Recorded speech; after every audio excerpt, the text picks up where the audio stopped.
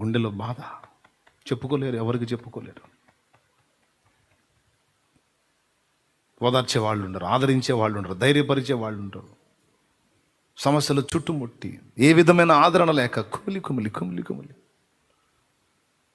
సప్పుడు బయటికి వినపడకుండా, ఎవరికి అర్థం కాకుండా ఆ దిండులో ముఖం పెట్టేసి ఏడ్చి ఏడ్చి ఏడ్చి ఏడ్చి తర్వాత అక్కడే కళ్ళు దుడిచేసుకుని మౌనంగా లేచి వచ్చేస్తారు. ఆ ఏడుపును కూడా ఆయన కనిపెడుతున్నాడు. దేవుని బలహీనతలు కొన్ని ఉన్నాయి. ఆయన అబద్ధం ఆడలేడు, అది ఆయన బలహీనత. ఆయన మోసం చేయలేడు, అక్కడ దేవుడు వీకు. ఆయన వంచన చేయలేడు, పాప చేత కదా ఆయనకి, అక్కడ దేవుడు వీకు. అంతేకాదు,